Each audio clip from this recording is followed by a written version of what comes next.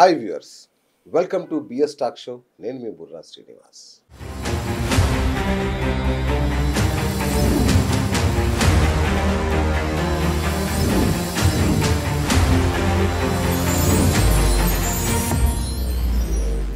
ఇప్పుడు వివాహాల సీజన్ నడుస్తుంది. ముహూర్తాలకు ఎంత ప్రాధాన్యత ఉంటుందో మనకు తెలుసు. పెళ్లి చూపులు, పెళ్లి సంబంధాలు కలుపుకోవడాలు చాలా బిజీగా ఉంటాం మనం. మరి ఇంత ముహూర్తాలకు ఎంత ప్రాధాన్యత ఉందో మనకు తెలుసు. ప్రతిదీ ముహూర్తం ప్రకారం మన జీవితంలో అసలు పొద్దున్న లేస్తే తిథి వార నక్షత్ర ఫలాలు చూడడం దగ్గర నుంచి పెళ్ళి అయినా ఏదైనా సరే, ఒక వ్యాపారం మొదలు పెట్టాలన్న ప్రతిదీ ముహూర్తమే. ముహూర్త బలం లేకుండా మనం ఏ పని చేయం. కానీ అందుకోసం మనం ఎలాంటి జ్యోతిష్యుడిని ఎన్నుకుంటున్నాం. చాలామంది ఏం చేస్తారు, అక్కడ చుట్టుపక్కల ఎవరో ఒకరు పుస్తకాల్లో చూసి ఈ ముహూర్తం బాగుంది పెట్టుకోండి అంటే పెట్టేసుకుంటారు. కొంతమంది ఊర్లో ఉండే గుళ్ళో పూజారి ఏది చెప్తే అది చేసేస్తుంటారు. ఇది కరెక్టేనా? అసలు ఇంకా కొందరు ఫేక్ జ్యోతిష్యులు చాలామంది ఉంటారు. వాళ్ళని నమ్మి మోసపోయే వాళ్ళు ఉంటారు. ఫేక్ పరిహారాలు వాళ్ళు ఏదో చెప్పేస్తుంటారు. మరి వీళ్ళ బారి నుంచి ఎలా మనల్ని మనం కాపాడుకోవాలి? ఈ నేపథ్యంలో మీకోసం ఒక అద్భుతమైన జ్యోతిష్యుడిని, అంటే నిజమైన జ్యోతిష్యుడు ఎలా ఉండాలో అలాంటి వ్యక్తిని మీ స్టూడియోకి తీసుకొచ్చాను, మన స్టూడియోకి. తన తన గురించి విశేషాలు చెప్పాలని చూసి చెప్పాలి, మరి అంత విశేషాలు ఉన్నాయి. తను అంటే ఒక జ్యోతిష్యుడు ఏం చేయాలి, ఏం చదువుకోవాలో చూడండి ఎలా ఉంటుందో. తన పేరు డాక్టర్ వినయ్ జితేంద్ర తంత్రి. తన బిరుదు సత్శాస్త్ర విద్వాన్, తనకొచ్చిన బిరుదు. అట్లాగే ఉడిపి పీఠాధిపతుల్లో ముఖ్యుడైన 1008 శ్రీ విశ్వేశ్వర తీర్థ స్వామీజీ శిష్యుడు ఆయన. మామూలు వ్యక్తి కాదు. విశ్వేశ్వర తీర్థ స్వామీజీ అంటే మీరు చెక్ చేసుకోవచ్చు. చాలా చాలా గొప్ప వ్యక్తి. అలాంటి వ్యక్తి దగ్గర శిష్యరికం చేశాడు. అలాగే బెంగుళూరు పూర్ణ ప్రజ్ఞ వేద పాఠశాలలో ఋగ్వేదం చదువుకున్నారు. అట్లాగే తర్క మీమాంస అలంకార జ్యోతిష శాస్త్రాలని ఔపోసన పట్టారు. అష్టాదశ పురాణాలని అభ్యసించారు. ఇది కదండి ప్రొఫైల్. అంటే ప్రశ్న మార్గం, రత్నశాస్త్రంలో కూడా ఆయన రత్నాలు ఎలా ఇస్తాడు మీరు చూస్తారు. ప్రశ్నశాస్త్రంలో కూడా ఆయన అభ్యసించారు. చూస్తే చాలా చిన్న పిల్లోల్లా ఉన్నారు, కానీ ఆయన ప్రొఫైల్ చూస్తుంటే ఒక అద్భుతం. ఇది కదా మన జ్యోతిష్యుడికి ఉండాల్సిన లక్షణం. ముఖ్యంగా ఇవన్నీ చూసుకోండి. అంటే ఒక జ్యోతిష్యుడు వేదం అభ్యసించాడా లేదా, అసలు ఈ యొక్క జ్యోతిష శాస్త్రాన్ని అభ్యసించాడా లేదా, వేదం చదివాడా లేదా, సంస్కృతం వచ్చా లేదా, ఇట్లాంటి కొన్నిటి ద్వారా మనం ఒక జ్యోతిష్యుని అంచనా వేయచ్చు. మరి ఈ నేపథ్యంలో మన ప్రేక్షకుల కోసం, మీకు వచ్చే సందేహాల కోసం ఈ యొక్క వినయ్ గారిని మన స్టూడియోకి ఆహ్వానించాం. గురుగారు నమస్కారం. నమస్కారం. గురుగారు, మీ యొక్క డిగ్రీలు, మీ శాస్త్రాలు చూస్తుంటే మాకే భయం వేస్తుంది. అంటే ఇంత శాస్త్రం అవసరమా? జ్యోతిష్యం చెప్పించుకోవడానికి ఇన్ని శాస్త్రాలు ఉండాలా, లేకపోయినా నడుస్తుందా అని ఒక డౌట్ వస్తుంది.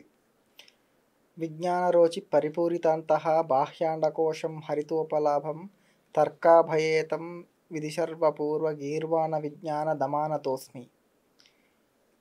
శ్రీ విశ్వేశతీర్థ గురుభ్యో నమః. గురు పరంపర నమస్కారం. మీరు అడిగిన ప్రశ్న చాలా బాగుంది. గురుజీ, ఒక జ్యోతిష్యుడు అని కాదు, ఒక పండితుడు అని చెప్పి వాడు తెలియాలి అంటే ఈరోజు మనం ఒక హోమం చేయించుకోవాలన్నా, ఒక ప్రాచితం చేయించుకోవాలన్నా, ఒక పూజ చేయించుకోవాలన్నా, ఒక పండితుడు అని మనకు తెలియాలి అంటే బేసిక్ వాడికి ఉండాల్సిన క్వాలిఫికేషన్ ఏంటంటే సంస్కృత జ్ఞానం. ఎందుకంటే సంస్కృత జ్ఞానం లేని వాళ్ళు సంస్కృత గ్రంథాలను ఎలా చదవగలరు? జ్యోతిష్యం అనేది వేదాంగాల్లో ఒకటి. వేదకున్న 6 అంగాల్లో జ్యోతిష్యం అనేది ఒకటి. అందువల్ల వేదాలు, ఈ జ్యోతిష్యం అన్నీ కూడా మనకి సంస్కృత భాషలోనే మూలాలు ఉన్నాయి. మూల భాష సంస్కృతం వీటిది. ఎవరికైతే సంస్కృతం చదవడం రాదో, రాయడం రాదో, వాళ్ళు ఈ గ్రంథాన్ని ఎలా నేర్చుకుని ఉంటారు? వాళ్ళ గురువు గారు అనువాదం చేసి ఉంటే దాన్ని నేర్చుకుని ఉండొచ్చు.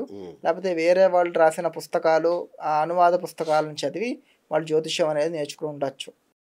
ఇలా నేర్చుకోవడం వల్ల కొన్నిసార్లు ఏమవుతుందంటే, మనకి ఇలాగ అనువాదాలైన వాటిలో చూసుకుంటే మహాపురాణాలు, మన అష్టాదశ పురాణాలు అవనే, లేకపోతే ఇలా అనువాదమైన వాటిల్లో మేము చూసిన దాంట్లో చాలా వాటిల్లో వాళ్ళ సొంత అభిప్రాయాలని, వాళ్ళ సొంత చాణక్యతని వాళ్ళు చూపించడం అనేది జరుగుతుందన్నమాట. ఓకే. అనువాదాలు ఇది చాలా పెద్ద పెద్ద సమస్య ఇది. సమస్య. ఓకే. ఓకే. ఎందుకంటే అనువాదం చేస్తున్నారంటే వాళ్ళ ప్రజ్ఞను కూడా చొప్పిస్తారు. వాళ్ళ ప్రజ్ఞలు, వాళ్ళ ఒక అనుభవాలు, వాళ్ళ ఒక అంటే వాళ్ళకి అనిపించింది కొంతమంది రాయడం అనేది జరుగుతుంది అనువాదాల్లో. ఓకే. ఇలా జరగడం వల్ల ఏంటంటే నిజమైన గ్రంథం యొక్క ప్రాబల్యం అనేది అక్కడ ఉండదు. ఓకే. అది ఎవరైనా అవ్వని, ఎంత పెద్ద మహాత్ములు. ఎందుకంటే మనకు ఒక ఇంగ్లీష్లో కూడా ఒక ఇది ఉంది, మ్యాన్ మేడ్ మిస్టేక్స్ అని. అంటే మనిషి కృతమైనది ఏదైనా సరే దాంట్లో వాళ్ళ స్వార్థమో, లేకపోతే వాళ్ళ రాసిన కొన్ని అజ్ఞాన లోపాలో, లేకపోతే కొన్ని ఆ సమయానికి వాళ్ళకి కొన్ని తోచక ఏదో ఒకటి రాయడమో, ఇలాగా అనేక విధమైన దోషాలు అనేవి మనిషి రాసిన ప్రతి ఒక్క దాంట్లోనూ ఉంటాయి. మనకు అందుకే వేదాలు అపౌరుషేయ అంటారు. వేదాలు ఎందుకు స్వచ్ఛం అంటే మనది వేదాలు ఎవరూ కూడా రాయలేదు, వేదాలని ఎవడూ కూడా రాయలేదు. దానికి అందుకని వేదాలు మాత్రమే మనకి స్వచ్ఛమైన గ్రంథాలు అని చెప్పి ఎవరు రాయలేదు కాబట్టి దాని తప్పులు లేవు అని. అందువల్ల ఎప్పుడైతే అది అనువాద రూపంలోకి వస్తుందో అక్కడ మళ్ళీ తప్పులు జరిగి ఉండొచ్చు, కానీ మూలంలో ఎప్పుడు కూడా తప్పులు ఉండవు. ఈ కారణం చేత ఎవరైనా ఏదైనా ఒక గ్రంథాన్ని కానీ ఒక అధ్యయనం చేయాలి అనుకునేటప్పుడు వాళ్ళు మూలవాటిని చదవడం అనేది చాలా ముఖ్యమైన విషయం అన్నమాట. అందువల్ల జ్యోతిష్యం అని లేకపోతే వేరే సంస్కృత సంబంధిత ఏ గ్రంథమైనా సరే వాళ్ళకి వ్యాకరణం తెలుసా? మనకి తెలుగు భాష మాట్లాడేటప్పుడు వ్యాకరణం ఎంతైతే ప్రాముఖ్యత ఉంటుందో, ఇంగ్లీష్ భాష మాట్లాడేటప్పుడు ఎలాగైతే గ్రామర్ ప్రాముఖ్యత ఉంటుందో, అలాగే సంస్కృతం నేర్చుకునే వాళ్ళకి సంస్కృతంలో వాళ్ళు వ్యవహారం చేసినా, వాళ్ళ అధ్యయనం చేసినా, వాళ్ళు ఏం చేసినా సరే దానికి సంబంధించింది వ్యాకరణం, సంస్కృత గ్రామర్. దాన్ని అధ్యయించకుండా అలాగే అమరకోశ అని చెప్పేసి ఒకటి ఉంది సంస్కృతంలో, అది ఒకటి చాలా ముఖ్యమైన ఒక గ్రంథం అన్నమాట. అది ఎందుకంటే మనం చూసుకున్నట్టయితే ఒక గో శబ్దకి మనకు తెలిసిన అర్థము ఆవు అని అంతే, కానీ గో శబ్దకి కిరణాలు అని పేరుంది, సూర్యకిరణాలకి గో అని పేరుంది, భూమికి గో అని పేరుంది, తర్వాత వేదాలకి గో అని పేరుంది, దాని తర్వాత జ్ఞానానికి గో అని పేరుంది. ఇలాగా ఒక గో శబ్దకి ఇన్ని అర్థాలు, నానా అర్థాలు ఉన్నాయి. ఇలాగా ఒక గోశబ్దకి ఉన్నప్పుడు మనకి ఇంకో మహత్తరమైన విష్ణు సహస్రనామం అని చెప్పే గ్రంథంలో విశ్వం అనే ఒక పదానికి 100 అర్థాలు ఉన్నాయి. అలాగే విష్ణు సహస్రం మొత్తం అంటే విష్ణు సహస్రం ఉన్న 1000 పదాలకి కూడా ఒక్కొక్కదానికి 100 అర్థాలు వచ్చేలాగా సంస్కృతం ఒక గొప్పతనం అది. సో ఈ సంస్కృతం తెలియని వాళ్ళకి దాని గొప్పతనం తెలియదు, అక్కడ ఏ ఉద్దేశంతో అక్కడ రాశాడు అనేది కూడా మనకి తెలియదు. సో మినిమం క్వాలిఫికేషన్ సంస్కృతం ఉండి తీరాలి. 2 గురుముఖత నేర్చుకుని ఉండాలి. గురుముఖత నేర్చుకుని ఉండాలి. జ్యోతిష్యం ఏదైనా సరే, ఓకే, ఏ విద్య అయినా సరే, మీ స్తోత్రాలైనా సరే గురుముఖి అయినా నేర్చుకోవాలి. ఓకే, లేకపోతే దాన్ని ఏకలవ్య విద్య అంటే యూనివర్సిటీలో నేర్చుకుంటే గురుగారు అది కూడా గురుముఖాంతరం వస్తుంది. గురుముఖాంతరం వస్తుంది, కానీ అక్కడ కూడా వాళ్ళు చెప్పిందే వినకుండా, మనకి కృష్ణుడు భగవద్గీతలో కూడా చెప్పింది అదే, మీకు ఏది తెలుసో అది నేర్చుకోవడం కాదు, మీరు దాని మీద రీసెర్చ్ చేసి అంటే దాని మీద మీరు అధ్యయనం చేసి అన్ని విధాలుగా దాన్ని అన్ని విధాలు కూడా అదే చెప్తున్నారా అనే దాన్ని చూసి దాని తర్వాత మీరు నిర్ణయం తీసుకోవాలి. రైట్ రైట్ గురూజీ, ఈ యొక్క జాతకాల పరిశీలనలో మొత్తంలో అత్యంత ముఖ్యమైన పాత్ర పంచాంగాన్ని. ప్రతిదానికి పంచాంగం తీస్తారు, పెద్ద పెద్ద గురువులైనా కూడా పుస్తకాలు ముందేసుకుంటారు, చూపిస్తూ ఉంటారు. అసలు ఏంటి పంచాంగం, ఎట్లా తయారవుతుంది ఇది? పంచాంగం అనేది ఇది కూడా మన జ్యోతిషాస్త్రం యొక్క గొప్పతనం. చాలామంది అడుగుతారు జ్యోతిషాస్త్రంలో చెప్పింది జరుగుతుందా ఏంటి అని చెప్పేసి. మనం ఆలోచించాల్సింది ఏంటంటే ఈ జ్యోతిషాస్త్రం మొదలైంది ఒక 5000 సంవత్సరాల వెనకాల నుంచి జ్యోతిషాస్త్రం అనేది మనకు ఉంది. ఓకే, దానికి కారణం ఏంటంటే ఈ పంచాంగంలో మనకి యూజ్ చేసే ఫార్ములా ఏదైతే ఉందో అది 5000 years బ్యాక్. ఓకే, అప్పటి నుంచి కూడా ఒకే ఫార్ములాని యూజ్ చేసుకుని మనం ఈ రోజు కూడా పంచాంగాలు చేసుకుంటున్నాం. నెక్స్ట్ ఇయర్ పంచాంగం ఈరోజు చెప్పేస్తున్నాం అంటే ఈ రోజు సంక్రాంతి ఈ టైంకి వస్తుంది, ఈ టైంకి వానాకాలం, ఈ టైంకి వర్షాకాలం, అంటే ఎండాకాలం, ఇలా కాలాలది. మనకి పున్నమి అంటే మన పంచాంగంలో క్యాలెండర్లో ఈ డేట్న పున్నమి వస్తుంది అంటే బయటకు వచ్చి ఆకాశం చూస్తే చంద్రుడు ఫుల్ మూన్ ఉంటుంది, పున్నమి చంద్రుడు కనిపిస్తాడు మనకి. ఈరోజు అమావాస్య అంటే బయటకు చూస్తే అమావాస్య కనిపిస్తుంది, ఈరోజు గ్రహణం అంటే బయటకు చూస్తే గ్రహణం కనిపిస్తుంది. ప్రత్యక్ష ప్రసారాలు ఇవన్నీ. కానీ వీటికి అంతా రాసిన ఫార్ములా ఎక్కడిది, మనకి మూలం ఎక్కడిది అంటే 5000 సంవత్సరాల వెనకాల ఈ జ్యోతిష్య గ్రంథాలలో రాసిన ఒక నిర్దిష్టమైన ఫార్ములా ఏదైతే ఉందో, అంటే నిర్దిష్టమైన ఒక ప్రక్రియ ఏదైతే ఉందో దాన్ని అనుసరించడం వల్ల మనకి ఇవన్నీ కూడా సరిగ్గా తెలుస్తున్నాయి అన్నమాట. ఓకే. అలాగే మీరు అడిగిన పంచాంగాలు అని. అవును. పంచాంగాలు అంటే 5 అంగాలు అని చెప్పేసి దానికి.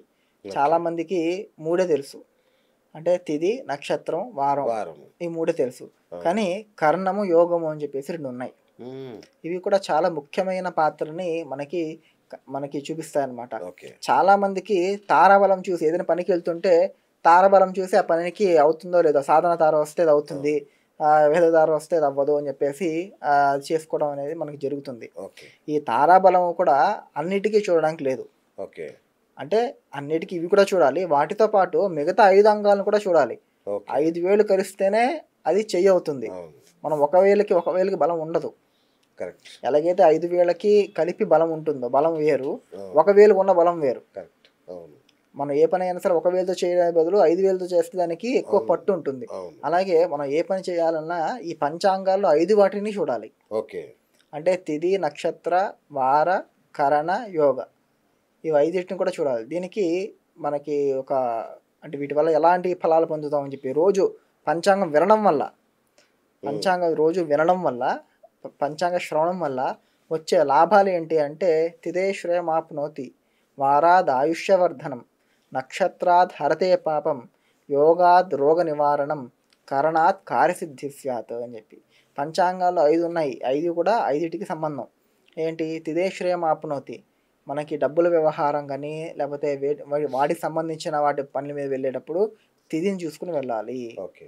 తిథేశ్వరమాప్నోతి, వారాద్ ఆయుష్యవర్ధనం ఆయుష్య సంబంధించిన అంటే మన మన ఆయుష్యానికి సంబంధించింది ఆ విషయాలకి వెళ్ళేటప్పుడు మనం వారాలను చూసుకుని వెళ్ళాలి. హరతే పాపం, నక్షత్రాత్ హరతే పాపం, పాపాలు పోయే వాటికి మాత్రమే నక్షత్రాలు చూసుకోవాలంటే ప్రాయశ్చిత్తాలు కానీ లేకపోతే కొన్ని కార్యాలకు కానీ అవన్నీ కూడా పాప నివారణ కార్యాలు అని చెప్పేసి ఉంటాయన్నమాట. అంటే పాపాలు పోగొట్టు పుణ్యం రావడానికి పాపం పోవడానికి పనులు ఏవైతే ఉంటాయో వాటికి మనం నక్షత్రాలను చూసుకోవాలి. తారాబలం మొత్తం నక్షత్రాల మీద డిపెండ్ అయి ఉంటుంది. ఓకే. దాని తర్వాత యోగాత్ రోగ నివారణం మన రోగాలకు సంబంధించిన ఏదైనా ఔషధాలు తీసుకునే సమయం కానీ లేకపోతే వేరే వాటికి కానీ అంటే రోగాలకు సంబంధించిన పనులు చేసేటప్పుడు మనం యోగాలను చూసుకోవాలి. ఓకే. ఇంకా కరణాత్ కార్యసిద్ధి స్యాత్ ఏదైనా కార్యసిద్ధి అవ్వడానికి మనం చూసుకున్నట్టయితే అప్పుడు కరణాలు మనం చూసుకోవాల్సి వస్తుంది. అంటే రోజు ఈ 5 పంచాంగాలకు ఈ 5 అంగాల్ని మనం రోజు వింటే ఈ 5 లాభాలని మనం పొందుతాము ఆ రోజులో అని చెప్పేసి ఈ పంచాంగం యొక్క మహత్యాన్ని మనకి చెప్పడం జరిగింది. ఓకే. ఓకే. అందువల్ల పంచాంగం అనేది 5 కూడా చాలా ముఖ్యమైనవి. అవన్నీ కంపల్సరీ చూడాలి. ఓకే. రైట్. గురుగారు, ఈ మధ్య ఆస్ట్రాలజర్స్ అవసరం లేకుండా పోయింది. ఏదో యాప్స్ ఉంటాయి, వాటిల్లో పొంతనలు చూసుకోవడం, ఓకే 16 పాయింట్లు వచ్చాయి, 18 పాయింట్లు వచ్చినాయి, ఓకే చేసుకోవచ్చు అనేలాగా ఈ యాప్స్ అన్నీ వచ్చాయి ఈ మధ్య. వీటిని ఎంతవరకు నమ్మొచ్చు మనం? చాలామందికి జ్యోతిష్యం అంటే ఒక క్యాలిక్యులేషన్, అంటే ఒక లెక్క అని చెప్పేసి తల్లో ఉంది. కానీ జ్యోతిష్యం అంటే ఒక లెక్క మాత్రమే కాదు. ఈరోజు మనకి మీరు ఇందాక చెప్పినట్టు ఫేక్ జ్యోతిష్యులను ఎవరైతే ఉన్నారో వాళ్ళందరూ మ్యాథ్స్ వచ్చి ఉంటే చాలు మీరైనా జ్యోతిష్యం చెప్పేయచ్చు. కానీ అది కాదు జ్యోతిష్యం అంటే. జ్యోతిష్యానికి చాలా కావాలి. లెక్క అనేది ముఖ్యం, లెక్కాచారం అనేది ఉండాలి. కానీ దాంతోపాటు అనుష్ఠానం కావాలి. చెప్పేవాడిలో బలం ఉండాలి. అంటే వాడు జపాలు పూజలు ఇలాంటివి చేసుకొని వాళ్ళలో బలం సంపాదించుకుని దైవిక బలం వాడిలో ఆధ్యాత్మిక బలం ఉంటేనే వాళ్ళు చెప్పడానికి అయ్యేటప్పుడు కరెక్ట్గా బుద్ధికి వస్తుంది. అంటే వాళ్ళు నోటి నుంచి వచ్చే మాట నిజం అవ్వాలి అంటే వాళ్ళలో దైవిక బలం ఉండాలి. వాళ్ళు దైవిక బలం లేకుండా వాడు క్యాలిక్యులేషన్ చూసి చెప్పేస్తానంటే అది ఏదైనా అవ్వచ్చు. అందుకని మ్యాథ్స్ లాగా అయిపోతుంది. అలాగే భావాలు ముఖ్యం. మీరు ఏదైతే యాప్స్ అని చెప్పారో ఒక కంప్యూటర్కి లెక్కలు చేయడంలో మనకన్నా అది చాలా గొప్పగా ఉన్నా ఫాస్ట్గా ఉన్నా సరే భావాల విషయాల్లో అది ఫెయిల్ అయింది. కంప్యూటర్కి భావాలు ఉండవు అని కొన్నిసార్లు కొన్ని గ్రహాల భావాలను కూడా మనం అర్థం చేసుకునేది మనకి జ్యోతిష్యంలో కనిపించడం అనేది జరుగుతుంది అన్నమాట. అంటే పొంతనలో ఈ పాయింట్లు సేకరించేటప్పుడు, ఈ పాయింట్లు మ్యాచింగ్ చేసేటప్పుడు భావాలు అనే వాటిని కూడా మీరు చూస్తారా? చూడాలి, ఖచ్చితంగా చూడాలి. ఇప్పుడు మీరు చెప్పినట్టు ఈ పాయింట్లు అనే దాన్ని అష్టావగ్ర అంటారు, అంటే అష్టవగ్ర కూటమి అంటారు. ఓకే. ఈ కూటమిలో ఏంటంటే మనకి 8 ఉంటాయి. 8కి ఒక్కొక్క పాయింట్ ఒక్కొక్క ఇవి ఉంటాయి. వాటిలో ఈ 18 వస్తే పెళ్లి చేసుకోవచ్చు, 18 కన్నా ఎక్కువ వస్తే చేసుకోవచ్చు, 18 కన్నా తక్కువ వస్తే చేసుకోకూడదు అని చెప్పి. కానీ వాస్తవం ఏంటంటే ఇవన్నీ కూడా చంద్రుడిని బేస్ చేసుకుని ఉంటుంది. అంటే చంద్రుడు ఏ నక్షత్రంలో ఉన్నాడో దాని మీదే ఇవన్నీ కూడా వస్తాయి. ఓకే. మనకి లగ్నంతో కలిపి మొత్తం 10 ఉన్నాయి. 9 గ్రహాలు, ఒక లగ్నం. లగ్నానికి అంత ప్రాధాన్యత? లగ్నానికి చాలా ప్రాధాన్యత ఉంది. ఓకే. ఎందుకంటే లగ్నం అనేది సూర్యుడితో నిర్ణయించబడుతుంది. మనకి చంద్రుడు ఎంత ముఖ్యమో సూర్యుడు కూడా మనకి అంతే ముఖ్యం ప్రకృతిలో కూడా. అందువల్ల రెండు కూడా చూడాల్సి వస్తుంది. లగ్నంతో కలిపి మొత్తం 10 కుండలిలో 10 మనకి కనిపిస్తాయి. వీటిలో చంద్రుడు భాగం 1, అంటే 10% మాత్రమే మనకి ఈ అష్టావగ్ర అనేది 10 నుంచి 25% వరకు మాత్రమే మనకి ఈ మ్యాచ్ మేకింగ్లో పనికొచ్చే విషయం. అంతే అంతే. ఓకే. మిగతావన్నీ కూడా మనం ఎలా చూడాలి అంటే, ఒక పెళ్ళికి శుక్రుడు చూడాలి. ఓకే. శుక్రుడు పెళ్లి కారకుడు, వివాహ కారకుడు శుక్రుడు. ఓకే. సంసార కారకుడు కుజుడు. దాని తర్వాత గురుబలం లేనిదే ఏ పెళ్లి చేసినా నిలవదు. అందువల్ల గురువుని చూడాలి. ఓకే. ఓకేనా. పెళ్లి వధువరులు సుఖంగా ఉండాలనే సూర్యుడు కారణం ఉంటాడు. సో సూర్యుడిని చూడాలి. వీళ్ళ నలుగురిని చూసిన తర్వాత వీళ్ళ నలుగురు ఎక్కడ ఉన్నారో లగ్నం కూడా చూడాలి. ఓకే. అంటే ఇవి 5 చూసి దాని తర్వాత చంద్రుడు అష్టావగ్ర మనం ఏదో చెప్పామో అది మొత్తం ఇవి 6 చూసినప్పుడు, అంటే మనకి శని రాహుకేతువులను వదిలేసి మిగతా వాళ్ళందరినీ చూసి ముహూర్తం పెట్టడం అనేది జరుగుతుంది అనమాట. వాస్తవికంగా మీరు ఎలా చెప్తున్నారు, ఇప్పుడు చాలామంది అమెరికా నుంచి వచ్చేస్తారు, నాకు కరెక్ట్ 15 రోజులు టైం ఉంది, నాకు టకటక ముహూర్తం పెట్టండి గురుగారు అంటారు. అంటే ఇప్పుడు ముహూర్తం ఏదో ఒకటి సెట్ చేయండి అంటారు. లేదు అంటే నాకు మ్యాజికల్ నెంబర్స్ 222 లేదా 444 ఇట్లా రావాలి, ఇట్లాంటి ముహూర్తం చూసి పెట్టండి అంటారు. అట్లా పెట్టించుకోవచ్చు, అసలు అది కరెక్టేనా? అది నా ఉద్దేశంలో అది కరెక్ట్ కాదు సార్. ఎందుకంటే ఒక ముహూర్తం అనేది, ఎందుకంటే పెళ్ళి అనేది ఇవాళ రేపు చేసుకుని రేపటికి వదిలేసుకునే పద్ధతి అయితే కాదు. జీవితాంతం ఉండాలి. మనకి ఒక 50 సంవత్సరాల జీవితాంతం మనం ఒక వ్యక్తితో ఉండాలి అంటే దాన్ని క్షుణ్ణంగా పరిశీలన చేసి మనం ఏదైతే ఉందో దాని ఫలాన్ని చెప్పాలి. ఇప్పుడు ఈ యాప్లో చూసుకుని చేసుకుంటున్నారు, వాళ్ళు సంవత్సరం కూడా కలిసి ఉండట్లేదు. యాప్లో వాళ్ళకి 28 పాయింట్స్ 36 పాయింట్స్ వచ్చిన వాళ్ళు కూడా వాళ్ళు సంవత్సరం 2 సంవత్సరాల్లో డివోర్స్ అయిపోతుంది వాళ్ళకి. దాని మీద జనాలకి ఏంటంటే జ్యోతిష్యం మీద ఒక అపనమ్మకం అనేది వస్తుంది. అంటే జ్యోతిష్యం చేసుకున్నా సరే మాకు ఇలా అయింది, అందువల్ల జ్యోతిష్యం సరికాదు అనే భావనకు వస్తున్నారు. కానీ వాస్తవం ఎక్కడుందంటే నేను ఇందాక చెప్పినట్టు అది 25% మాత్రమే. ఇవన్నీ సరిగ్గా ఉండి దాని తర్వాత ఇంకా లాస్ట్లో చూడాల్సింది అష్టావగ్ర కూటమి. కానీ ఈరోజు ఏమైపోయిందంటే జనాలకు కూడా సమయం లేదు, పెట్టే వాళ్ళకు కూడా సమయం లేదు. అందువల్ల వాళ్ళు యాప్ ఓపెన్ చేస్తున్నారు, డేట్ ఆఫ్ బర్త్ టైం కొడుతున్నారు, అదేదో చూపిస్తుంది 18 పాయింట్లు వచ్చాయని చెప్పేసి అది వాళ్ళు తీసుకున్నారు. ఇంకో విషయం ఏంటంటే నేను గమనించిన విషయం, యాప్ల్లో కూడా ఒక్కొక్క యాప్లో ఒక్కొక్కలా చూపిస్తుంది. ఎగ్జాక్ట్లీ. ఒక్కొక్క యాప్లో కూడా ఒక్కొక్కలా చూపిస్తుంది. సో అందువల్ల దేన్ని నమ్మాలి దేన్ని నమ్మకూడదు అనే విషయాల మీద జనాలకి చాలా అదే గురుగారు, మామూలు ఆస్ట్రాలజర్స్ మధ్య కూడా ఇదే సమస్య. ఒక ఆస్ట్రాలజర్ చెప్పిన దాని గురించి ఇంకొక ఆస్ట్రాలజర్ పోతే అతను వేరే చెప్తున్నాడు, ఇతను వేరే చెప్తున్నాడు. అసలు ఎట్లా నమ్మాలి, ఎట్లా దాన్ని నిర్ధారించాలి? దానికే చెప్పింది అనుష్ఠానం అనేది ముఖ్యం అని చెప్పేసి. ఓకే. ఎందుకంటే 9 గ్రహాలైనా సరే 27 నక్షత్రాలు ఉన్నాయి. వాటిల్లో ప్రతి ఒక్కదానికి 3 డిగ్రీలు ఉన్నాయి. అంటే ఒకదానికి 10 డిగ్రీలు, 20 డిగ్రీలు, 30 డిగ్రీలు, 30 డిగ్రీల దాకా ఉన్నాయి.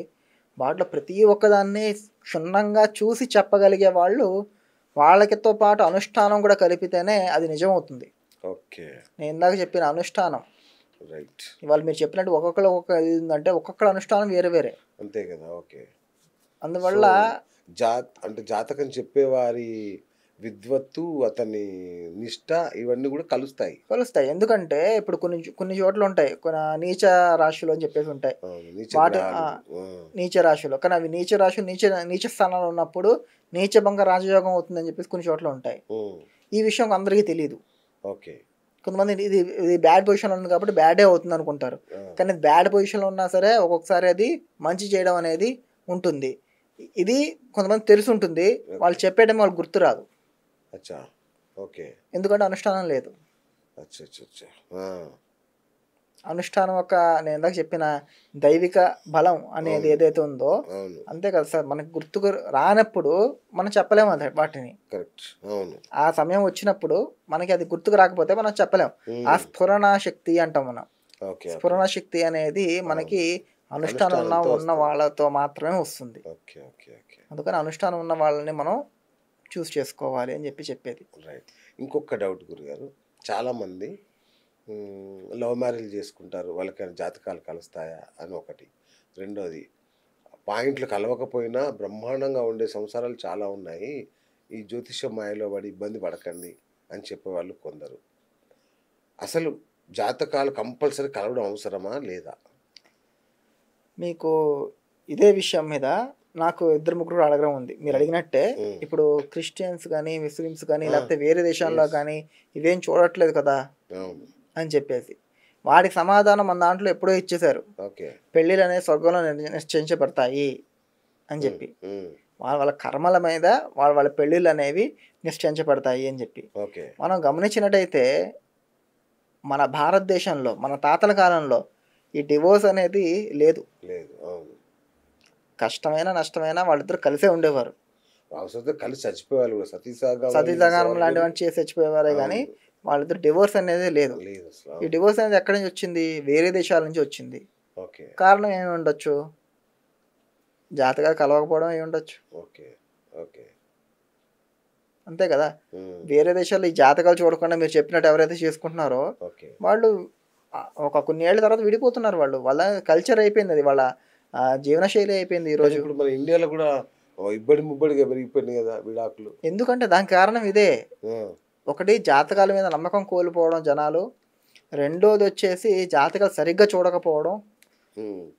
ఇప్పుడు ఒక వాళ్ళకి పెళ్లి ఎలా ఉంటుందంటే, అంటే మనకే భావన ఉంటుంది. ఎలా అంటే, మనకిష్టమైన వాళ్ళొచ్చి ఒక దెబ్బ కొట్టారనుకోండి గట్టిగా. మీ బెస్ట్ ఫ్రెండ్ ఉన్నాడు. వచ్చి వీపు మీద ఒక్కడు కొట్టాడు గట్టిగా. మీరేమంటారు? నవ్వుతూ మాట్లాడతారు. అవును. అదే మీకు పడని వాడొచ్చి ముట్టుకున్నాడనుకోండి, విధ్వంసం ఇంక. విధ్వంసం అయిపోతుంది. అవును. అది మన సైకాలజీ.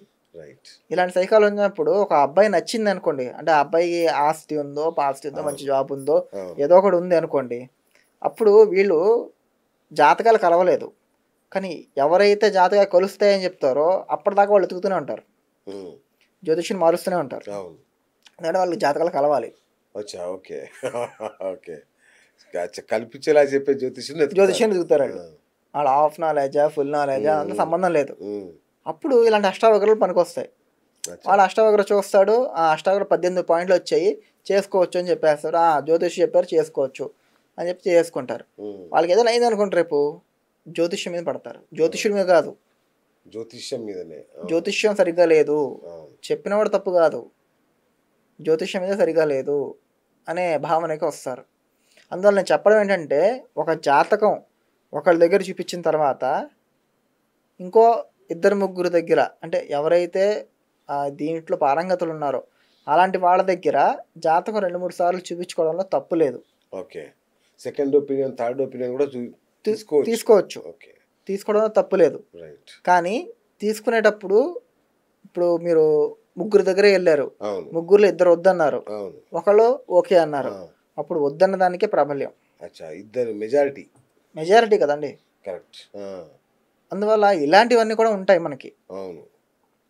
తర్వాత జ్యోతిష్యంలో ఇందాక చెప్పినట్టు ఈరోజు ఎవ్వరూ కూడా సంపూర్ణ జ్యోతిష్యాన్ని, అంటే శుక్రుడు వీళ్ళ హ్మ్. గురువులు హ్మ్. హ్మ్. అంతతో కూడా ఎవరు చూడట్లేదు. ఓకే. ఒక జ్యోతిష్య కుండలి మ్యాచింగ్, అంటే ఒక 2 కుండలీలు మనకి అధ్యయనం చేయడానికి దగ్గర దగ్గర 2 గంటల సమయం పడుతుంది. హ్మ్. అంతే కదండి. ఒక 9 గ్రహాలు ఉన్నాయి వాటిల్లో. రైట్. దీంట్లో రైట్. 9 గ్రహాలు ఉన్నాయి. 18 గ్రహాలు ఒక్కొక్క దానికి 1 నిమిషం పెట్టుకున్నా సరే మనకి 180 నిమిషాలు వస్తాయి. ఓకే. అంతేనా? 180 నిమిషాలు. తక్కువలో తక్కువన్నా 2 గంటల సమయం మినిమమ్ కావాలి. 2 రోజులు కూడా పట్టొచ్చా? 2 రోజులు కూడా పట్టొచ్చా? పట్టొచ్చు. అది వాళ్ళ అచ్చా! దాన్ని బట్టి. దాన్ని బట్టి. అంటే హ్మ్. 2 గంటలు కంటిన్యూస్ దాని మీద కూర్చుంటే కూర్చుంటే అయిపోతది. ఒక 2 జాతకాలని మనం చేసి చెప్పచ్చు. ఓకే. ఓకే. పొంతన చేసి చెప్పచ్చు. ఓకే. కానీ ఈరోజు ఎవరికీ అంత టైం లేదు. చేసుకునే వాళ్ళకి లేదు, చెప్పేవాళ్ళకి లేదు కాబట్టి ఇవాళ ఏమైపోయింది, యాపుల ద్వారా మీరు ఇందాక చెప్పినట్టు పని అనేది, మన హ్మ్. వ్యవస్థ అనేది మనకి కనిపిస్తుంది. అందువల్ల ఇది నేను చెప్పేదేంటంటే, ఒక 50 ఏళ్ల జీవితం కాబట్టి ఇది వాళ్ళది మాత్రమే కాదు, వాళ్ళ పిల్లల జీవితం కూడా దాని మీదే ఉంటుంది. ఒక వంశ వృక్షాన్ని నిర్మించే ఒక రెండోది బృహత్తర కార్యక్రమం కదా. రెండోది మన పూర్వీకులు చెప్పేవారు, ఇటు 7 తరాలు అటు 7 తరాలు చూడాలి అని చూడాలని. చెప్పేసి. అవును అవును. దాని అర్థం ఏంటి? దాని అర్థం జ్యోతిష్యానికి సంబంధించిందే. అవునా? ఓకే అంటే వాళ్ళకి పితృశాపాలు ఉన్నాయా, ఓకే. మాతృశాపాలు ఉన్నాయా, స్త్రీ శాపాలు ఉన్నాయా, ఓ దైవ శాపాలు ఉన్నాయా, ఓకే. ఇవన్నీ కూడా చూడాలి ఖచ్చితంగా. మీ జ్యోతిష్యం ఎంత 100% మ్యాచ్ అయినా వాళ్ళు పిల్లలు పుట్టట్లేదంటే ఈ కారణాలు ఉండొచ్చు. వాళ్ళకి ఓకే. సర్పశాపం ఉంటుంది, సర్పదోషాలు ఉంటాయి. అవును అవును. ఈ దోషాలు ఆ జాతకాలు ఉన్నాయని కూడా చూడాలి కదా. ఉమ్. ఈరోజు ఎవరు చూడట్లేదు అచ్చా, ఇటు తరాలు అటు తరాలు అంటే ఇవి జాతక కదా. దోషాలు. ఒక పితృదోషం అనేది 7 తరాలు వెంటాడుతుంది. సో అంటే వాళ్ళ పేర్లు తెలిసి సరిపోతుందా? వాళ్ళ పేర్లు తెలిసినా సరిపోతుంది, కానీ కొన్ని చోట వాళ్ళ ప్రశ్న వర్గంలో కనిపెట్టచ్చు. ఓకే రెండోది వాళ్ళ కుండలిలో స్పష్టంగా కనిపించేస్తుంది. Okay okay. అందుకే పెళ్ళికి అంటే ఒక పెళ్లి జాతకం అంటే వాళ్ళ పేరెంట్స్ది, వాళ్ళ అదే ఇటు వాళ్ళ పేరెంట్స్ది కూడా చూపించాలి. అప్పుడు ఏంటంటే మనకు ఒక అనలైజ్ చేయడం అవుతుంది.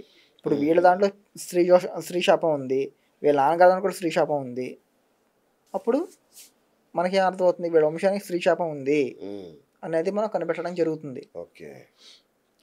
అలాగే వీళ్ళ అమ్మగారి దాంట్లో కూడా పితృశాపం ఉంది, అప్పుడు వీళ్ళ వంశానికి పితృశాపం ఉంది. ఎందుకంటే జ్యోతిష్యం అనేది మన మన ఆధ్యాత్మిక గొప్పతనమే అది. ఒకడు ఈ రోజు పుట్టాడు అంటే వాడి వెనకాతల కర్మలన్నీ వాడు పోగేసుకుని పుడతాడు. గత జన్మ కర్మల, గత జన్మ కర్మలు, వాళ్ళ పితృవాళ్ళు చేసిన అదే వంశంలో ఎందుకు పుట్టాడు వాడు, వాళ్ళు అదే వంశంలో ఎందుకు పుట్టారు, ఓకే. దానికి ఇవన్నీ కూడా కారణాలు ఉంటాయి. కొంతమంది గర్భస్థలోనే వాళ్ళ ప్రాణాలు పోతూ ఉంటాయి, ఎందుకంటే వాళ్ళకి ఆ వంశంలో పుట్టే యోగ్యం లేదు.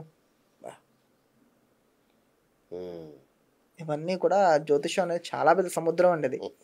అది ఈ పెళ్ళిళ్ళు ఉన్నాయి కదా, పెళ్ళిళ్ళు జరిగేటప్పుడు పెళ్లి కూతురు మామ మామ అనండి మామ అనండి మామ అనండి అంటుంటారు కదా, ఎందుకు అట్లా అనిపించడం మామ అని? అంటే వాస్తవికానికి ఏంటంటే ఒక కాలంలో భారతదేశంలో అందరికీ కూడా సంస్కృతం వచ్చేది, సంస్కృతంలోనే మాట్లాడేవారు, సంస్కృతంలోనే వాళ్ళ వ్యవహారం అంతా ఉండేది. అందువల్లే సంస్కృతం అనేది దైవనాగరి అని పేరు దానికి, అంటే దేవతల భాష. దేవతల భాష సంస్కృతం, అందుకే ప్రతి ఒక్క మంత్రం కూడా సంస్కృతంలోనే ఉంటుంది. ఇలా ఉన్నప్పుడు ఈ పెళ్లి విధానాన్ని చేసినప్పుడు కొన్ని మంత్రాలు ఉంటాయి. అంటే నేను ఈ కన్యలో నా వంశాభివృద్ధిని చేస్తాను అని చెప్పేసి వరుడు చెప్పే మాట, నేను ఇతనితో కలిసి నా సంసారాన్ని ముందు వరిస్తాను అని చెప్పేసి అలాంటి మాటలు అన్నీ కూడా వివాహ మంత్రాల్లో ఉంటాయి. అవి వరుడు వధులు చెప్పాలి. కానీ ఈరోజు కాలంలో ఏమైపోయింది, వాళ్ళ సంస్కృతం రాదు, సంస్కృతాన్ని మన పిల్లలకు సంస్కృతం నేర్పించట్లేదు ఈ రోజుల్లో. అందువల్ల సంస్కృతం ఎప్పుడైతే రాదో వాళ్ళకి ఇవి నోరు తిరగదు. నోరు తిరగబోయేసరికి టైం వేస్ట్ అవుతుంది, అది చెప్పించేంత ఇది కూడా మనకి లేదు. అందువల్ల ఆ మంత్రం మొత్తం మా పురోహితుడు చెప్పేసి లాస్ట్లో మమ అనుకోండి అంటారు. మమ అంటే నేనే చెప్పాను అని చెప్పి,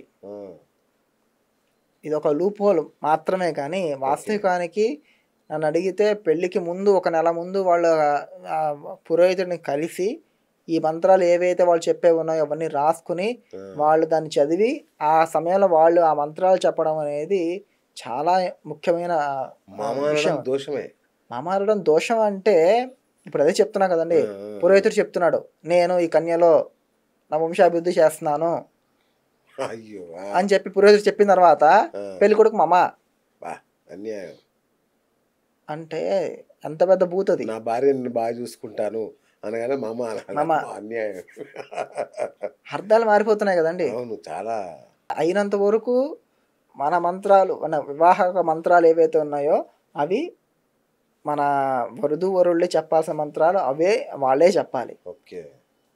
పురోహితం చెప్పాల్సిన మంత్రాలు పురోహితం చెప్తాడు. ఎందుకంటే ధ్రువంతే రాజా, మొన్న ఒక ఎవరో అన్యమతస్థుడు ఎవరో ధ్రువంతే రాజాకి బూతులు మాట్లాడారనమాట. ఈ ధ్రువంతే రాజా వరుణో ధ్రువంతే ఓ బృహస్పతి అని చెప్పేసి మంత్రం, మన నిశ్చితార్థానికి చెప్పే మంత్రం ఇది. ఆ మంత్రాన్ని వాళ్ళు అపశబ్దం చేసి ఏదో అర్థం చేశాడు. అంటే ఈ కన్యని ఫస్ట్ వరుణుడికి నేను ఎంగేజ్ చేస్తున్నాను, అంటే వరుణుడితో నేను నిశ్చయించబడుతున్నాను, ఆ తర్వాత అలా అందరికీ ప్రజాపతి వాళ్ళందరికీ కూడా ఫస్ట్ వాళ్ళందరికీ పెళ్ళి అయిపోయిన తర్వాత వీడి పెళ్ళి అవుతుందని చెప్పి అర్థం చేశాడు. వాస్తవంగా అక్కడ ఏంటి నిశ్చయించబడింది అంటే అక్కడ వీళ్ళు దీన్ని చూస్తున్నారు సాక్ష్యం. వరుడు సాక్ష్యం, అగ్ని సాక్ష్యం, ప్రజాపతి సాక్ష్యం, ఇంద్రుడు సాక్ష్యం, సాక్ష్యాలు వాళ్ళంతా. వీళ్ళందరూ చూసి ఓకే ఈ పెళ్లి చేసుకోవచ్చు అని చెప్పి వాళ్ళు చెప్తున్నారు అనే మంత్రాల్లో, ఆ మంత్రంలో ఉండే అర్థాలు అలా ఉన్నాయి. దాన్ని మార్చేశారు మొత్తం. మనకి క్రిస్టియన్ మతస్థులు ఎవరో ఈ అర్థాన్నే మార్చేశారు. అందుకు కూడా సంస్కృతం ఒక జ్ఞానం ఉండాలి. నేను సంస్కృతాన్ని ఎందుకు అంత ప్రధానం అని చెప్తున్నాను అంటే సంస్కృతం ఈ కాలంలో చాలా ముఖ్యమైన భాష అది. చాలామంది పిల్లలు మన స్కూల్లో జాయిన్ చేసేటప్పుడు second language third language Sanskrit ఉంటే వాళ్ళు తీసుకోవట్లేదు. ఎందుకంటే ఇంగ్లీష్ అయితే వేరే దేశాల పనికి వస్తుంది, హిందీ అయితే ఈ దేశాల పనికి వస్తుంది, సంస్కృతం మాకు ఉపయోగం లేదు కదా అని చెప్పేసి. కానీ సంస్కృతం అనేది మన సంస్కృతి.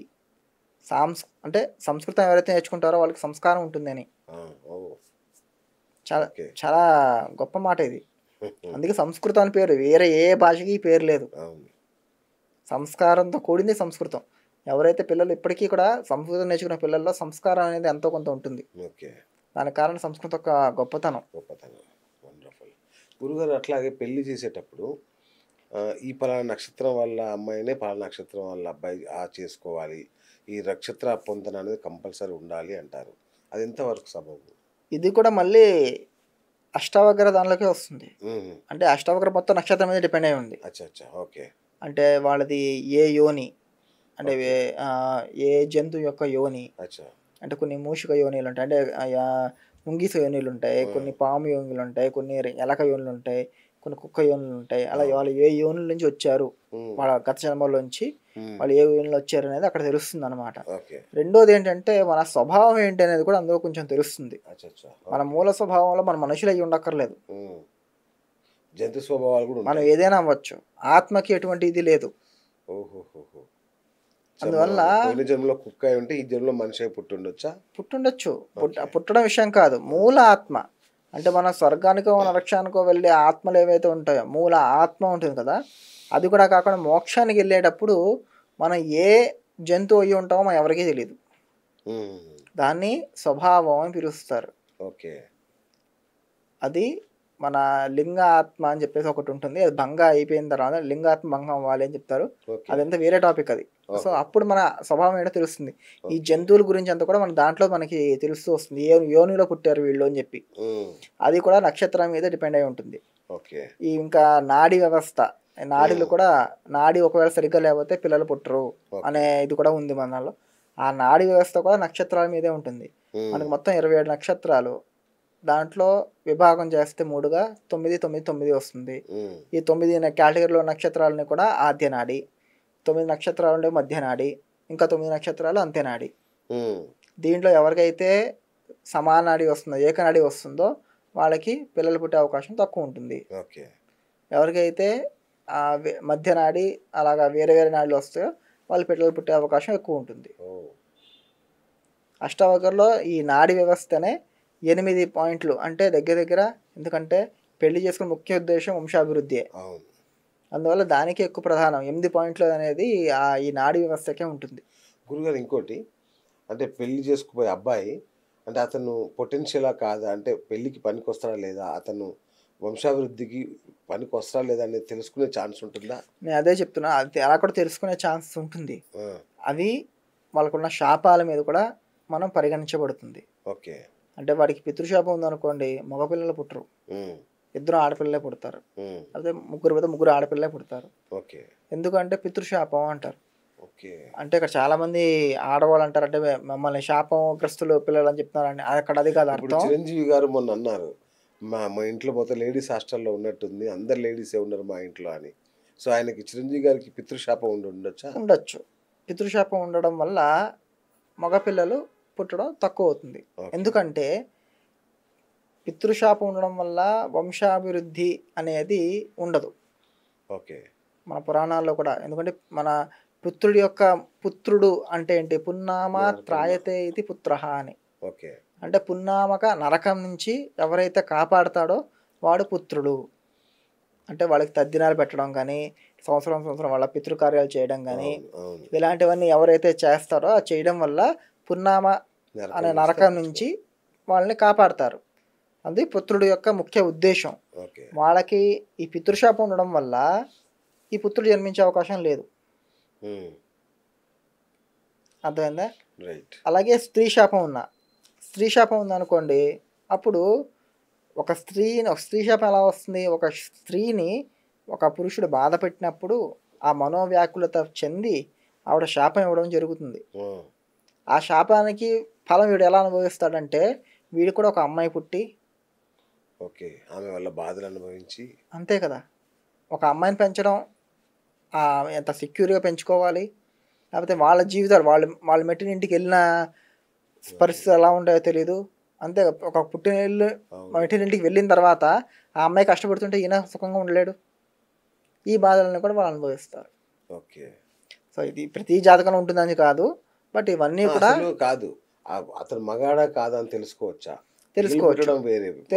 అది ఒక బుధుడి యొక్క స్థితిని చూసి చాలా మంది ఆ విషయాన్ని దాచిపెట్టి పెళ్లి చేసి తర్వాత అమ్మాయిల జీవితాన్ని నాశనం చేస్తున్నారు. మనకి కూడా నపుంసక గ్రహం ఒకటి ఉంది జాతకంలో, అది బుధుడు. ఓకే. బుధుడు మిగతా అంటే మనకి ఉండాలి కదా, 9 గ్రహాలు ఉన్నాయి, కరెక్ట్గా విభాగిస్తే ఇటు 4 అటు 4 వెళ్ళిపోతాయి. ఇంకా మధ్యలో ఉండే గ్రహం ఏది అంటే నపుంసక గ్రహం, అది బుధుడు. అందువల్ల స్త్రీ గ్రహాలు ఉన్నాయి, పురుష గ్రహాలు ఉన్నాయి. అలాగే బుధుడు గ్రహాలు ఏవైతే ఉన్నాయో, అంటే బుధుడికి సంబంధించిన గ్రహాలు కానీ స్థానాలు కానీ ఆ బలాల మీద వాడు పురుషుడా లేకపోతే గేనా అనేది అన్ని కూడా వాడి పిల్లలు అవన్నీ కూడా నిర్ధారించవచ్చు.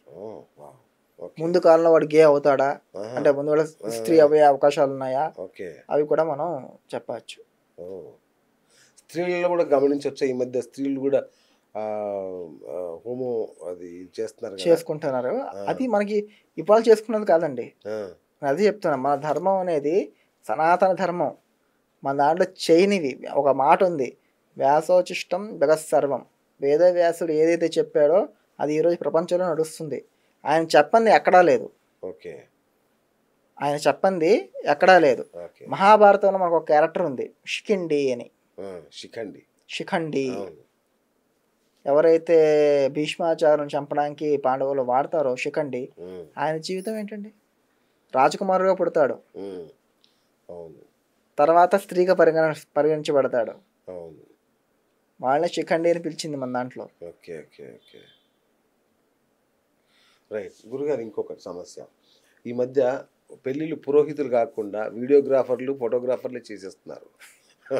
దీనివల్ల దోషాలు వచ్చే అవకాశం ఉంటుంది? ఖచ్చితంగా ఉంటాయండి. అవునా? అంటే ఒకప్పుడు ఎలా ఉండిందంటే పురోహితుడు కూర్చొని పెళ్లి చేయిస్తుంటే వెనకాతల ఈ ఫోటోగ్రఫీ అనేది ఉండేది. అవును, కానీ ఫోటోగ్రఫీ అనేది ఒక జ్ఞాపకాలకి మాత్రమే, అంతే, అంతకు మించి దాంతో ఇంకేమీ మనకి అయ్యేది లేదు. కానీ ఇప్పుడు ఎలా ఉంటుందంటే పరిస్థితి, తాళి కడుతూ ఉంటారు, ఒక్క నిమిషం ఆగండి ఫోటో తీస్తాం అని చెప్పి ఆపి తీయించడం, లేకపోతే తాళి కట్టేసి ఉంటాడు సరిగ్గా రాలేదని చెప్పేసి మళ్ళీ తాళి ఇప్పించి మళ్ళీ కట్టి, అనర్థాలు ఇవన్నీ. జీలకర్ర పెట్టేటప్పుడు సరిగ్గా పెట్టలేదు మళ్ళీ పెట్టండి అని చెప్పి పెట్టించడం, ఇలాంటి అంటే పెళ్లిలో ఒకసారి చేసిన పనిని వాళ్ళు ఆ పని అలా చేశారంటే దానికి కారణం వాళ్ళ కర్మఫలం. ఓకే, అన్నిటికీ కర్మఫలాలే. మనం ఒక తప్పు అంటే వాడి పెళ్లిలో కొన్ని తప్పులు చేస్తాం, మనం పూజలో కూడా మనం ఒక పూజ చేస్తున్నాంటే పూజలో కూడా కొన్ని తప్పులు చేస్తాం. ఆ తప్పులు చేస్తాం అంటే కర్మఫలం అది. అందువల్ల అది చేయిస్తున్నాడు కావాలని దేవుడు మన చేత. దాన్ని మళ్ళీ మనం చేయడం వల్ల ఎటువంటి ప్రయోజనం లేదు. అది కాకుండా ఇంకా దానివల్ల మనకి సైడ్ ఎఫెక్ట్స్ ఎక్కువ ఉంటాయి. అది విరుద్ధం, శాస్త్రానికి విరుద్ధం అది. ఇంకోటి ఈ కాలంలో ఇంకోటి అంటే ఫోటోగ్రఫీ కోసమే మాలల్ని వాళ్ళు ఇటుపక్క అమ్మాయిని ఎత్తుతారు, అటుపక్క అబ్బాయిని ఎత్తుతారు, ఇద్దరు మాలలు ఇసురుకుంటున్నారు. ఆ ఇసురుకునేప్పుడు అది కింద పడవచ్చు, చాలా పెద్ద అపరాధం అది.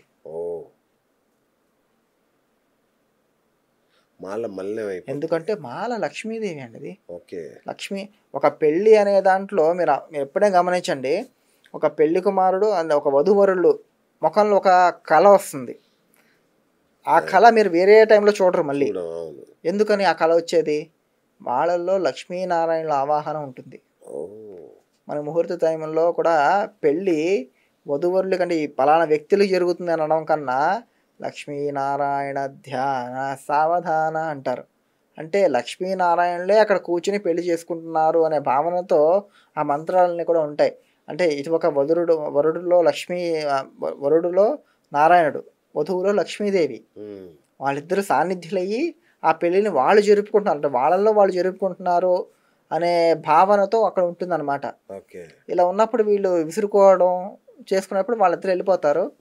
ఏ రావణాసురుడు మాంధానో వేరే వాళ్ళు వచ్చి కూర్చుంటారు అక్కడ. అంతేగా, దేవతలు ఎప్పుడైతే వెళ్ళిపోతారో రాక్షసులు వచ్చి కూర్చుంటారు. అది రాక్షస వివాహం అవుతుంది అప్పుడు.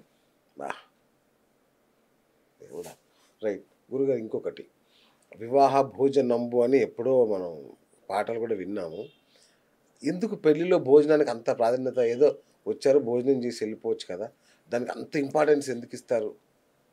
ఎందుకంటే అన్నదానం అని పిలుస్తారు దాన్ని. అన్నదానానికి ఉన్నంత ఫలం వేరే ఏ దానాలకి చెప్పలేదు శాస్త్రం. ఓకే. మీరు ఏ కర్మ చేసినా 10 మందికి పిలిచి అన్నం పెట్టండి అనడంలో ఉద్దేశం ఏంటంటే, మీరు వేరే ఏ దానం అయినవ్వండి, బంగారం దానం, ఇవాళ మీకు బంగారం దానం ఇచ్చాను నేను, ఇస్తే ఇంకొంచెం ఇచ్చింటే బాగుండేది. డబ్బులు ఇచ్చారు, ఇంకొంచెం ఇస్తే బాగుండేది. అదే భోజనం పెట్టారు, ఇంకొంచెం వడ్డిస్తే బాగుండేది అని ఎవరైనా అంటారా? కడుపు నిండిపోతే ఇంక వద్దురా బాబు అంటారు వాళ్ళు. కావాలంటే కడుపు అంటే మన కడుపు ఎంత తినగలదో అంతే తినగలం, తృప్తి పొందుతారు. భోజనం వల్ల తృప్తి వస్తుంది. ఎప్పుడైతే తృప్తి అయిన మనసుతో ఆశీర్వదిస్తారో అప్పుడు 100% రిజల్ట్స్ ఉంటాయి. అంతేనా? అలాగా ఈ పెళ్లి భోజనంలో కూడా మనకి చూసినట్టయితే పెద్ద సైన్స్ అండి అది కూడా. మనకి పెళ్లి భోజనం రోజు చేయాలంటాను నేను. మనకైతే ఇంట్లో స్తోమత ఉంటే పెళ్లి భోజనం రోజు చేయాలి. ఎందుకంటే చూడండి, ఉప్పు దగ్గర నుంచి, ఉప్పు సోడియం, దాని తర్వాత ఆవకాయ, దాంట్లో సి విటమిన్, దాని తర్వాత ఫైబర్, ఇవి కూరగాయలు ఏదైతే 3 కూరగాయలు వేస్తారో ఫైబర్, దాని తర్వాత పాయసంలో గ్లూకోజు, అలాగే మన చిత్రాన్నం అంటే పులిహోర ఏదైతే పెడతారో దాంట్లో కూడా సి విటమిన్ ఉంటుంది. ఇంకా వీటి పప్పులు ఇవన్నీ వేస్తారు, వాటిలో ప్రోటీన్స్ ఉంటాయి.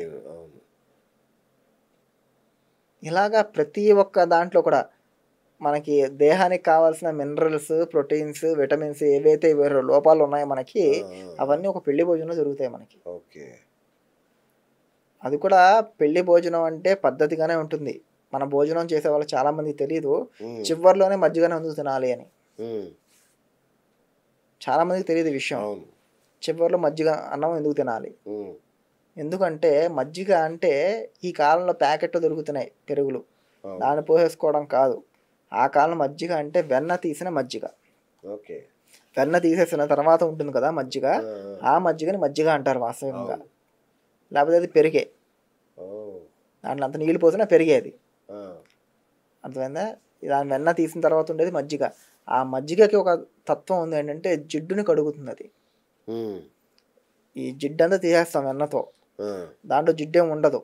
సో మనం ఇన్ని రోజులు ఇంతసేపు మనం తిన్న జిడ్డు పదార్థాలు మన నాళాల్లో, అన్ననాళాల్లో అంతా జిడ్డు పేరుకుపోయి ఉంటుంది. లాస్ట్ మజ్జిగనం తినడం వల్ల ఆ జిడ్డుని క్లీన్ చేస్తుంది అది. ఆ ఉద్దేశంతో చివరిలో మజ్జిగనం తినాలి, ముందు పాయసం తినాలి. ఎందుకంటే కొంతమందికి ఈ పులి త్రేంపులు వస్తుంటాయి, పుల్లగా త్రేంపులు వచ్చి కారకారంగా అనిపిస్తున్నది. మొదట పాయసం తినడం వల్ల ఆ సమస్య ఉండదు, అందువల్ల మొదట పాయసం తినాలి. అలాగా ఈ పద్ధతిలోనే తినాలని చెప్పి చాలా అద్భుతంగా మన దాంట్లో చేసి పెట్టారు. అదే చెప్తున్నా, మన సనాతన ధర్మం అనేది ఎలా బతకాలి అనే దాన్ని చాలా స్పష్టంగా మనకి చూపించింది. ఇలా బతికితే బాగుంటుంది, మీరు ఎలాగే బతకండి అని చెప్పింది మన సనాతన ధర్మం. ప్రతి ఒక్క భోజనంలోనే ఇలాంటి విశేషాలు వాళ్ళు అమర్చారనమాట. ఓకే రైట్ గురుగారు, అసలు పెళ్లి చేసే అయ్యగారికి సంభావన ఎంత ఇవ్వాలి, ఎలా ఇవ్వాలి, దానికి ఏమన్నా ఒక పద్ధతి అంటూ ఏమన్నా ఉందా?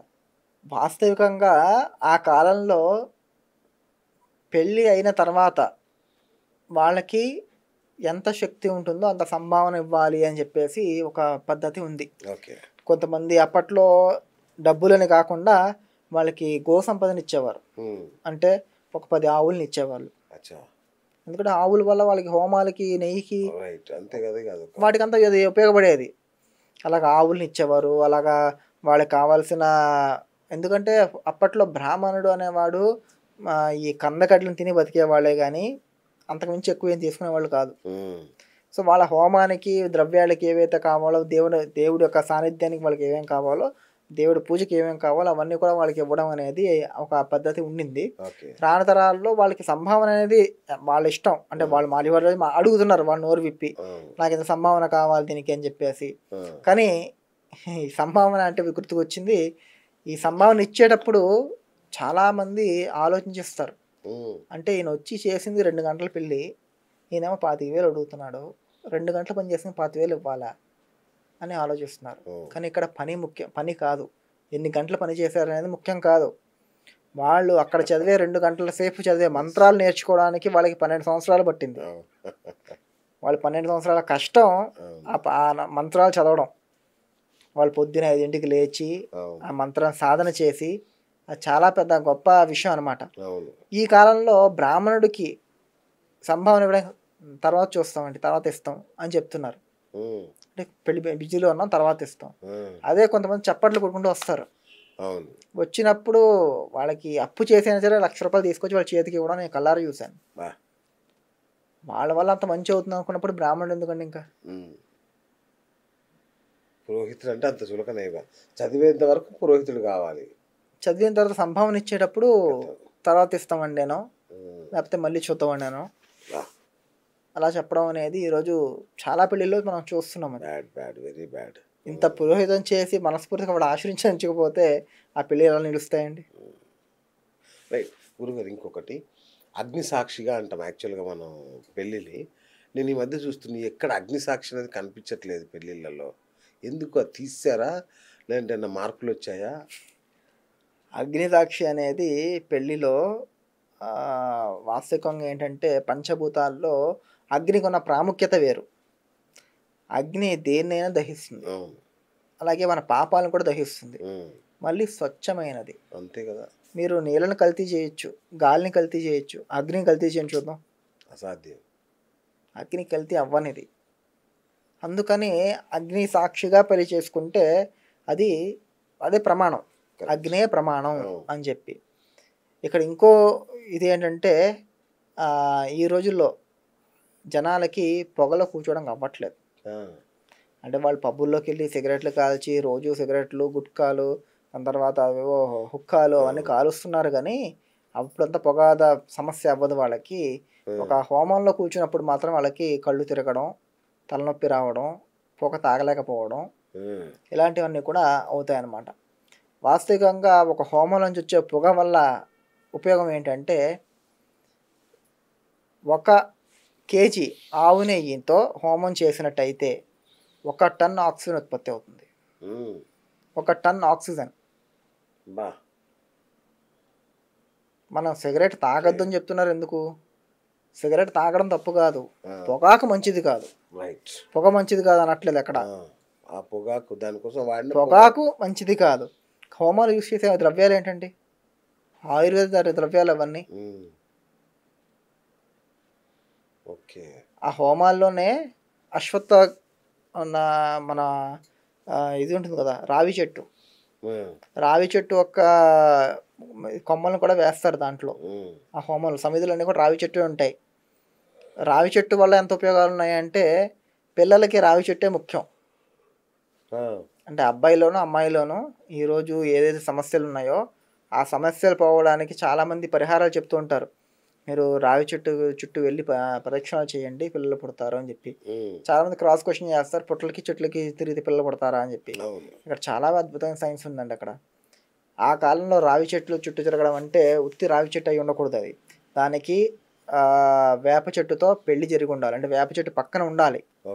వేపన చెట్టుతో సంయోగమైన రావి చెట్టుని మనం ప్రదక్షిణ చేయాలి. అది కూడా కింద ఈరోజు సిమెంట్ ఇవన్నీ వేసేసి అలా చేస్తున్నారు. కానీ అప్పట్లో మట్టితో కూడిన స్థలాలు ఉండేవి. చెట్టు చుట్టూ మట్టి ఉన్న స్థలాల్లోకి వెళ్ళి అక్కడ వధూవరులు నడిచేటప్పుడు మనకు ఆయుర్వేదంలో కూడా చెప్తారు, ఈ పిల్లల సమస్య పోవడానికి రావి చెట్టు బీజాలని వాటిని ఎండబెట్టి వాటిని పొడిచేసి వాటిలో కొన్ని వేరే మూలికలు కలిపి అవి పిల్లలు పుట్టడానికి సమస్య ఉన్న వాళ్ళకి ఇస్తున్నారు ఈ రోజుల్లో. ఉమ్, ఆ మూలికలన్నీ కూడా మనకి ఆ భూమిలో దొరుకుతాయి. వీళ్ళు ఉత్తి పాదాలతో దాని మీద నడిచినప్పుడు ఆ ఓకే. ఆ భూమిలో ఉన్న రసాలు ఏవైతే ఉన్నాయో అవి మన పాదాల నుంచి మన దేహంలోకి ప్రవేశించడం జరుగుతుంది. ఆ, దానివల్ల పిల్లలు పుడతారనే ఒక ఇదే గాని, అంతేగాని చెట్లు చుడితే పిల్లలు పుడతారు అని చెప్పేసి ఉద్దేశం కాదు. ఓకే. ఇలాంటి రావిచి సమితులను కూడా మన హోమంలో వేయడం వల్ల దాని పొగ తీసుకోవడం వల్ల కూడా వధూవరులకు మంచి జరుగుతుంది. కానీ ఈరోజు దాని గురించి ఎవరు పట్టించుకోవట్లేదు. ఆ పొగ తీసుకోవడానికి తయారుగా లేరు. ఉమ్, బా, ఇన్ని ఉన్నాయా దీన్ని శాస్త్ర విరుద్ధంగా ఎన్ని జరుగుతున్నాయి ఇప్పుడు పెళ్ళిళ్ళు. రైట్ గురుగారు, ఏకనాడి అంటే ఏంటి? ఏకనాడి అనేది ఇందాక చెప్పినట్టు 27 నక్షత్రాలని 3 విభాగాలుగా చేస్తారు. ఉమ్, 9. అచ్చా అచ్చా, ఓకే. వాటిల్లోనే ఒకటి ఏకనాడి, అంటే ఒకటి మధ్యనాడి, ఆదినాడి, అంత్యనాడి అని చెప్పేసి. ఓకే. అంటే 9 నక్షత్రాలకి ఆదినాడి వస్తుంది, 9 నక్షత్రాలకి మధ్యనాడి వస్తుంది, మధ్యనాడి 9 నక్షత్రాలకి అంత్యనాడి వస్తుంది. ఓకే. వీటిల్లో సమాన నాడి ఉన్న వాళ్ళకి పెళ్లి చేసుకోకూడదు అని చెప్పేసి ఉమ్, చెప్పడం అనేది జరుగుతుంది. అలా ఓకే. చేసుకుంటే పిల్లలు పుట్టడంలో కొంచెం సమస్య అవుతుంది. Okay okay. రైట్ గురుగారు, విదేశీ సంబంధాలు కావాలని చాలామంది కోరుకున్నారు. ఎన్ఆర్ఐ సంబంధాలే అందరి దృష్టిలో ఉంటుంది కదా. అవి రావాలి అంటే ఏ దిక్కు నుంచి వస్తాయి, ఇట్లాంటివి ఏమైనా తెలుసుకోవచ్చు? అవన్నీ కూడా తెలుసుకోవచ్చు. ప్రశ్న మార్గంలో వాటికి అన్నిటి కూడా వేరే ప్రశ్న వేరే మార్గంలో, వేరే వేరే మార్గ విధానమైన ఇవి ఉన్నాయి. ఓకే. వాళ్ళ కుండలిలో కూడా బాగా డీప్గా వెళ్ళినట్టయితే అవి కూడా తెలుస్తాయి. అచ్చా, కానీ అది ఇంకా డీప్గా దాన్ని అనలైజ్ చేయాల్సి ఉంటుంది. ఓకే. అట్లాగే మనుషుల్లో దేవగణం, మనుష్యగణం, రాక్షస గణం అని ఉంటారు కదా. ఏ గణాల వాళ్ళని ఎవరు పెళ్లి చేసుకోవాలనేది అట్లాంటిది ఏమైనా ఉంటుందా? ఉంటుంది. ఆ, ఎందుకంటే మనకి వాక్యాల్లోనే ఉన్నాయి. రాక్షస గణం అంటే దేవతలకి పడదు, అవును. దేవతలకి రాక్షసులు పడదు. మళ్ళీ ఇవి కూడా నక్షత్రాల మీదే ఉంటాయి. ఇందాక ఓకే. చెప్పినట్టు 3 విభాగాలు, 9 ఇటు 9 దేవగణాలు, 9 మనుష్య గణాలు, ఆ, 9 రాక్షస గణాలు. ఓహో. నేను అందుకే చెప్తున్నా, ఈ నాడి అది ఈ అష్టావక్ర కూటమి అనేది మొత్తం నక్షత్రాల మీద డిపెండ్ అయి ఉంటుంది. ఓకే అంటే ఓకే. చంద్రుడి మాత్రం ఆధారితంగా ఉంటుంది ఇది. ఉమ్, అందువల్ల వీటిలో కూడా ఈ 3 కలుస్తాయా లేదా ఓకే అనేది చూసుకోవాలి. ఓకే. దీన్ని బట్టి ఇంకో విషయం తెలుస్తుంది. నక్షత్రాలు అంటే ఇప్పుడు ఈ నక్షత్రం అవుతుంది ఉమ్, అని చెప్పే వాళ్ళు కూడా వీటి బేస్ మీదే చెప్తున్నారు. ఓకే. ఇది 25% మాత్రమే వర్కౌట్ అవుతుంది. ఓకే. రైట్ గురుగారు, వధూవరులు ఒకే నక్షత్రంలో జన్మిస్తే పెళ్లి చేయొచ్చా అట్లా? చేయొచ్చు. దానికి కొన్ని నిబంధనలు ఉన్నాయి. అంటే ఫర్ ఎగ్జాంపుల్, ఒక వధురుడికి పాదము మొదట ఉండి ఉమ్, తర్వాత వధువు యొక్క పాదం ఉంటే పెళ్లి చేయొచ్చు. అచ్చా, పాదాల వ్యత్యాసం ఉంటుంది. ఓకే అలా పాదాల వ్యత్యాసం ఉన్నప్పుడు ఏక నక్షత్రం అయినా సరే కొన్ని పెళ్ళిళ్ళు చేయొచ్చు. ఓకే. అట్లాగే పేర్లు మార్చేస్తారు. శ్రీనివాస్ అయితే రంజిత్ అని, ఇంకేదో అట్లా మార్చి ఆడపిల్ల పేరు మారుస్తారు, చేసి పెళ్లి చేస్తుంటారు. ముఖ్యంగా వాస్తవికంగా ఆడపిల్ల పేర్లు ఎక్కువ మారుస్తుంటారు. వాస్తవికంగా ఈ పేర్లు మార్చడం అనే పద్ధతి కూడా నేను 100% దానికి నేను సమ్మతించను. ఎందుకంటే మనకి పేరు అనేది నామకరణ అనే పద్ధతిలో వచ్చింది. ఓకే. ఈ నామకరణలో ఏంటంటే వాళ్ళ నక్షత్రానికి సరైన పేరు పెట్టాలి. ఉమ్, అంటే వాళ్ళ నక్షత్రం, వాళ్ళది ఏ నక్షత్రం అయితే ఉంటుందో ఆ నక్షత్రానికి మనం సమానమైన అక్షరాలతో పేరు పెట్టడం అనేది ఒక ఆనవాయితీ. ఓకే. రాబోయే కాలంలో ఏమైపోయిందంటే నక్షత్రం నుంచి పేరు కాదు, పేరు నుంచి నక్షత్రాన్ని కనిపెట్టడం జరిగింది. ఆ, ఓకే. అదేవిధంగా వాళ్ళది ఈ నక్షత్రం అయితే వాడిది ఈ పేరు పెట్టాలి అనే సిచ్యువేషన్ నుంచి ఉమ్, వాడిది ఈ పేరు కాబట్టి వాడిది ఈ నక్షత్రం ఓకే అని చెప్పే స్టేజ్కి వెళ్ళిపోయాం మనం ఇవాళ. ఓకే. అందువల్ల దీనివల్ల ఏమవుతుందంటే నీ పేర్లో ఒక అక్షరం మార్చుకుంటే, అంటే ఫర్ ఎగ్జాంపుల్ దాంట్లో ఏ ఉంది, ఆ ఏ తీసేసి నువ్వు బి పెట్టేసుకుంటే నీకు లైఫ్ బాగుంటుంది అని చెప్తున్నారు. నేను మళ్ళీ ఇక్కడ చెప్తున్నా, జ్యోతిష్యం అనేది ఇంగ్లీష్ కాదు, సంస్కృతం. Okay okay. రైట్. సంస్కృతం తెలిసిన వాళ్ళనే మేము ఇక్కడ నుంచి పూజారులుగా, అది ఆస్ట్రాలజర్లుగా ఎన్నుకుంటాం. అలాగే పూజారులుగా కూడా చెక్ చేయాలి అసలు వాళ్ళు ఏం చదివారు అనేది. రైట్. అట్లాగే గురుగారు, చాలామంది ఆలస్యంగా పెళ్ళిళ్ళు చేసుకుంటారు. అది ఇప్పుడు చూస్తున్నాం 30 దాటేసింది పెళ్ళిళ్ళ వయసు, 30, 31, 32 కూడా వెళ్ళిపోయింది. ఇది ఎంతవరకు కరెక్ట్ ఇట్లా చేసుకోవడం? అసలు ఏ వయసులో పెళ్లి చేసుకుంటే మంచిది? పూరా మన శాస్త్రాల్లో చెప్పినట్టు 16, ఉమ్, 17 సంవత్సరాల్లో పెళ్లి చేసుకోవడం అనేది చాలా ఉత్తమం. ఉమ్, కానీ ఈరోజు శాస్త్రాలతో పాటు సమాజాన్ని కూడా చూడాలి కాబట్టి, ఉమ్, సమాజంలో కొన్ని నియమ నిబంధనలు ఉన్నాయి కాబట్టి, వాళ్ళకి 18 నుంచి 21 ఏళ్ల లోపు పెళ్లి చేయడం అనేది చాలా ఉత్తమం. ఉమ్, ఎందుకంటే ఒక స్త్రీ కానీ, ఒక పురుషుడు కానీ వాళ్ళకి ఎక్కువ ఇది పెరిగే కొద్దీ సమాజంలో ఉన్న నెగిటివిటీని ఎక్కువ చూడడం మొదలు పెడతారు. అవును, అంటే ఈ డివోర్స్ అవ్వడానికి కారణం కూడా అదే కరెక్ట్, ఈ రోజుల్లో. అవును, రెండోది ఏంటంటే వాళ్ళ వాళ్ళ సమాజంలో వాళ్ళకున్న పేరు ప్రతిష్టలు కూడా పెరగడం. ఉమ్, దానివల్ల వీడు కాకపోతే ఇంకోడు కరెక్ట్, అనే భావనకి వెళ్ళిపోతున్నారు ఈరోజు. ఉమ్, ఇది కాకపోతే ఇంకోతి అనే భావనకి వెళ్ళిపోవడం అనేది జరుగుతుంది ఈరోజు. సో దీనికి అంతా ఏంటంటే అప్పట్లో ఏంటంటే చిన్న వయసులో పెళ్లి చేసేవాళ్ళు కాబట్టి ముగుడే అన్నీ, ఉమ్, ఇంకో పురుషుడు తెలీదు అవును, వాళ్ళకి. అవును, ఓకే, ఆ సమయంలో అంటే ఈ టీనేజ్ అనేది ఏదో చెప్తామో అవును, అప్పుడే వాళ్ళ మనసు అనేది వికసింపబడుతుంది. అవును, ఆ టైంలో ఎక్కువ కోరికలు, అవును, ఎక్కువ వాళ్ళకు ఉన్న ఇవన్నీ కూడా బయటికి రావడం మొదలు పెడతాయి. ఉమ్, ఆ టైంలో వివేక జ్ఞానం ఉండదు.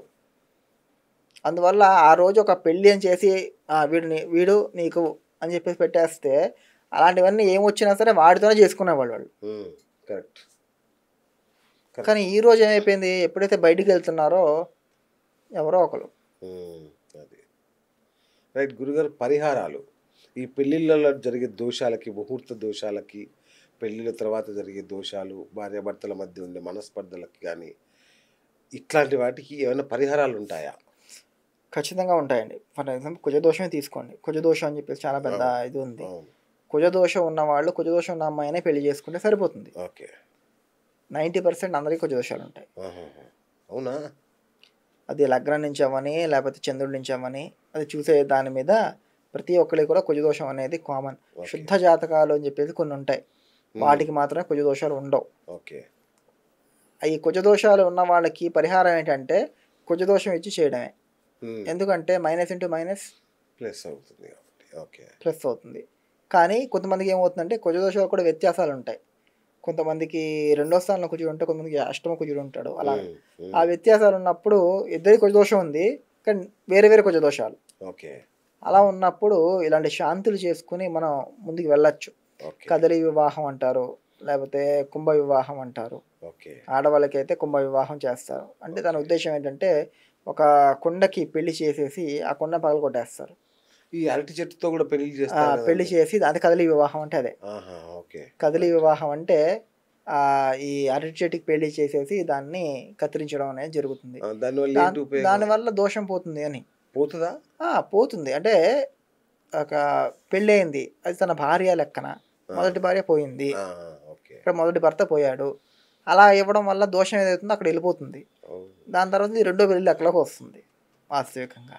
ఓకే, ఓకే, ఓకే, కానీ ఇది ఎంతవరకు పరిహారం అవుతుంది అంటే వాళ్ళ జీవితంలో ఉన్న జ్యోతిష్యంలో చెప్పినట్టు మీరు ఏ పరిహారాలు చేసుకున్నా, ఏ శాంతులు చేసుకున్నా సరే మీ జీవితంలో ఉన్న దరిద్రాన్ని కానీ దోషాన్ని కానీ సంపూర్ణంగా తీయడం ఎవ్వరి వల్ల కాదు. ఓకే, కానీ ఒక వంటలో ఉప్పు ఎక్కువైనప్పుడు ఏ విధంగా అయితే మనం దానికి చింతపండు నీళ్లు లాంటివి వేసుకొని ఆ ఉప్పుతో పాటు ఇవన్నీ వేయడం వల్ల ఆ పదార్థాన్ని తినడానికి అయ్యేలాగా చేసుకుంటామో, ఈ జ్యోతిష శాస్త్రంలో కూడా ఇలాంటి పరిహారాలు చేసుకోవడం వల్ల మనకి సర్వే అవ్వడానికి, ఆ ప్రాబ్లం నుంచి, మనకున్న దోషాల నుంచి మనం బ్రతికి బయటపడడానికి అవకాశాలు అనేవి ఉంటాయి. ఎటువంటి దోషాలను కానీ ఎటువంటి దరిద్రాలను కానీ మన జీవితంలో నుంచి మార్చడం ఎవ్వరి వల్ల కాదు. ఎందుకంటే కర్మఫలం అది అనుభవించి తీరాలి వాడు. ఆ కర్మఫలం అనుభవించుకుని వాడు ఏమీ చేయలేడు. అట్లా గురుగారు మీరు రక్తశాస్త్రం కూడా అభ్యసించారు కదా. అవును. ఈ రాళ్ళు ఎట్లా పెట్టుకోవాలి ఏంటి అనేది, అసలు అవి ఎట్లా పెట్టుకోవాలి గురుగారు? రాళ్ళు మనం పెట్టుకోవడం కాదు, రాళ్ళే మనల్ని పెట్టుకుంటాయి. అంటే మనం చూస్ చేసుకుంటాయి. అంటే మీరు గమనించి ఉండొచ్చు, ఈ సమాజంలో చాలామందికి ఈ జ్యోతిషం నమ్మకం లేదు అని చెప్పేవాళ్ళు కూడా ఈరోజు రాళ్ళ ఉంగరాలు ధరించడం మనం చూస్తున్నాం. దానికి కారణం ఏమైనా ఉంటుంది అంటే వాళ్ళ అమ్మగారు చెప్పారనో, వాళ్ళ పెళ్ళం చెప్పిందనో, లేకపోతే వాళ్ళు ఎవరో చెప్పారని చెప్పేసి వాళ్ళ కోసం ధరించడం జరుగుతుంది. కానీ వాస్తవం ఏంటంటే ఆ రాయి వాడిని చూస్ చేసుకుని వచ్చింది. దానికి వాడు ఎంత వద్దనుకున్నా అది వాడి దగ్గర వచ్చి ఉంటుంది.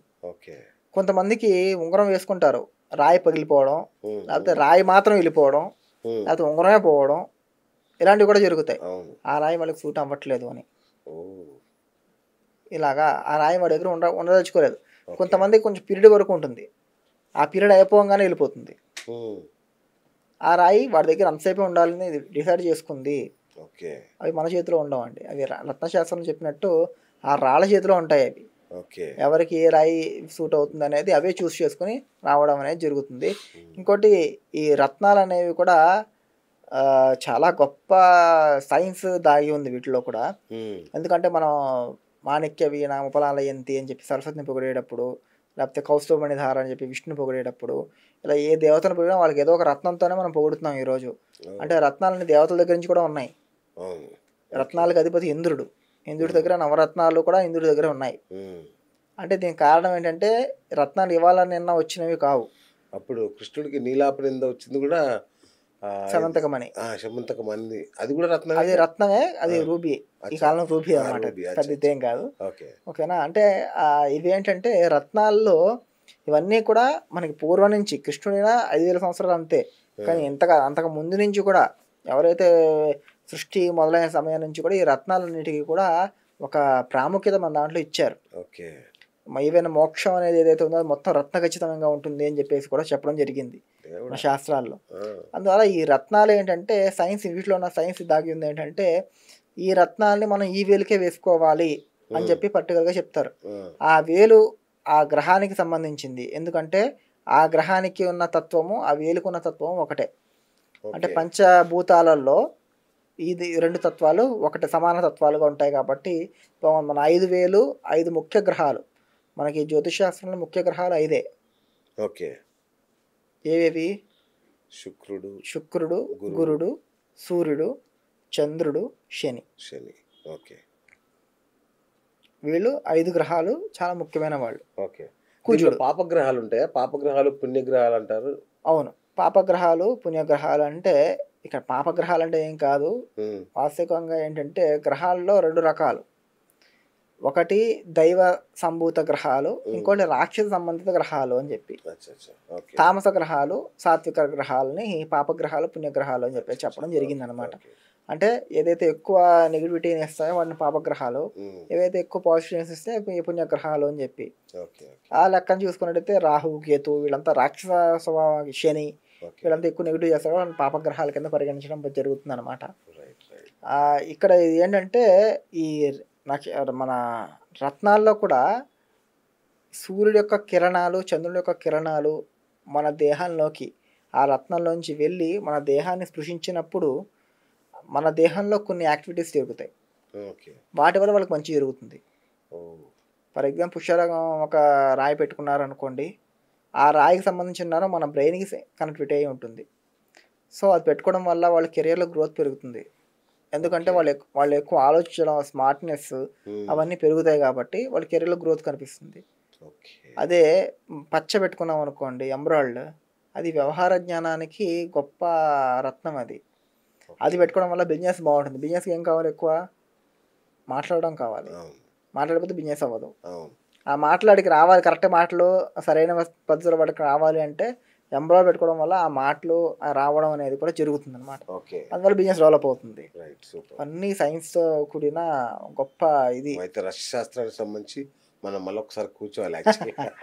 అయితే గురుగారు, మీరు ఈ పెళ్లి ముహూర్తాలు అవి పెడతారా? మా ప్రేక్షకులు కనుక అడిగితే పెట్టిస్తాను.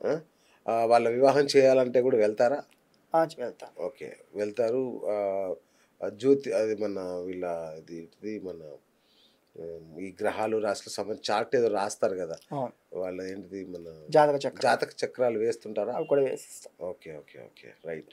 ఒకవేళ ఎవరైనా మా ప్రేక్షకుల ఇంటికి వెళ్ళి వాళ్ళకి ఏమైనా చేయాలన్నా మీరు చేస్తారు? చేస్తాం. వండర్ఫుల్ వండర్ఫుల్ గురుగారు. సో పెళ్ళికి సంబంధించిన ఇవి సందేహాలు మాకున్నాయి. ఇంకా మీరు ఏమన్నా చెప్తా అంటే చెప్పొచ్చు. ఇంకా మా ప్రేక్షకులకి పెళ్లి చేసుకునేటప్పుడు తీసుకోవాల్సిన జాగ్రత్తలు. పెళ్లి చేసుకున్నప్పుడు తీసుకోవాల్సిన ముఖ్య జాగ్రత్తలు: జాతకాన్ని సరిగ్గా చేయించడం. లేట్ అయినా పర్లేదు, నిదానంగా దాన్ని పరిశీలించడం. ఎందుకంటే 50 ఏళ్ల జీవితం మీ ఒక్కరి జీవితమే కాదు, 2 కుటుంబాలకు సంబంధించిన జీవితం కాబట్టి అది ఒకవేళ ఏదైనా ఎక్కువ తక్కువ అయితే 2 కుటుంబాలు దాని మీద ప్రభావం అనేది ఉంటుంది. అందువల్ల 2 కుటుంబాలకి రాబోయే మూడో కుటుంబానికి కూడా సంబంధించిన విషయం కాబట్టి పెళ్ళి అనేది దాన్ని మనం పరిశీలన చేసి బాగా తీసుకోవడం అనేది చాలా ముఖ్యమైన పద్ధతి. ఓకే. రెండోది వచ్చేసి సంస్కృత జ్ఞానం. సంస్కృత జ్ఞానం మనం నేర్చుకోవడం వల్ల పురోహితులు ఎక్కడైనా తప్పులు చెప్పినా, ఒకవేళ మనం చెప్పాల్సిన మాత్రం మనం చెప్పినా, ఆ పురోహితుడు చెప్పేది మనకు అర్థం అవ్వాలన్నా, ఇవన్నిటి కూడా సంస్కృత జ్ఞానం అనేది చాలా ముఖ్యమైన ఇది కాబట్టి ప్రతి ఒక్కరు కూడా ఎంతో కొంత సంస్కృతాన్ని కూడా వాళ్ళు నేర్చుకోవడం నేర్చుకుంటే ముందు వారం 10 రోజుల ముందు అలా నేర్చుకోగలిగితే అది కూడా చాలా మంచి ఫలితాన్ని ఇస్తుంది. మూడోది వచ్చేసి వధూవరుల్లో ఆధ్యాత్మికత. పెళ్ళి అనేది ఒక ఈవెంట్ కాదు. ఇప్పుడు ఈవెంటే. పెళ్ళి అనేది ఒక ఈవెంట్ కాదు, అది ఒక సంస్కారణ.